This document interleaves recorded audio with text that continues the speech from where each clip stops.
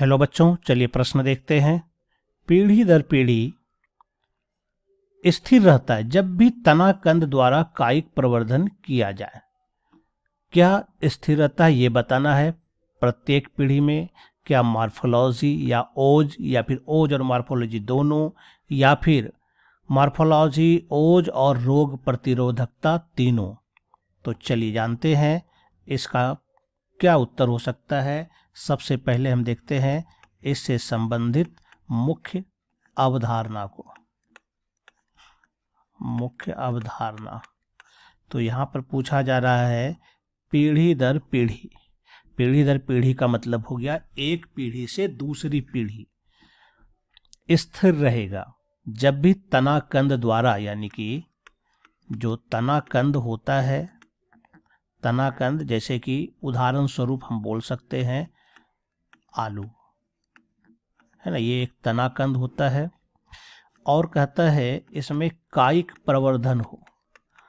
कायिक प्रवर्धन क्या होता है, तो यह एक प्रकार से कह सकते हैं अलैंगिक जनन होता है, जिसमें कि पादप के वर्धी भाग का उपयोग होता है। यानी कायिक प्रवर्धन मतलब जो पादप का जो वर्धी भाग होता है, जैसे जड़, तना, पत्ता, इसके द्वारा जनन होता है। तो इसमें सबसे बड़ी बात यहाँ पर यह हो रहा है कायिक प्रवर्धन में कि इसमें हमेशा एक ही जनक भाग लेता है। तो इसका मतलब जब एक ही जनक भाग लेता है तो यहाँ पर सबसे बड़ा चीज हमको देखने के लिए क्या मिलेगा कि जो डीएनए होगा, जो आनुवांशिक पदार्थ होगा, वह संतान में वही जाता होगा जो जनक में होता है। यानी यहाँ पर किसी प्रकार की विभिन्नता उत्पन्न नहीं होगी।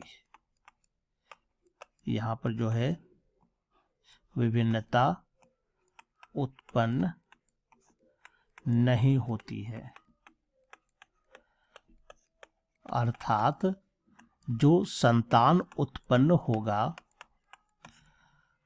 बिल्कुल अपने जनक के समान होगा, अपने जनक के गुणों के समान होगा।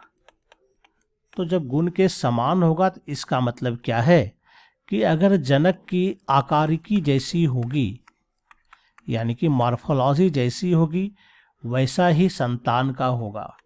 जो उसका ओज वाला गुण होगा जनक का, वही संतान में होगा। रोग प्रतिरोधकता भी वही होगी जो जनक का होगा।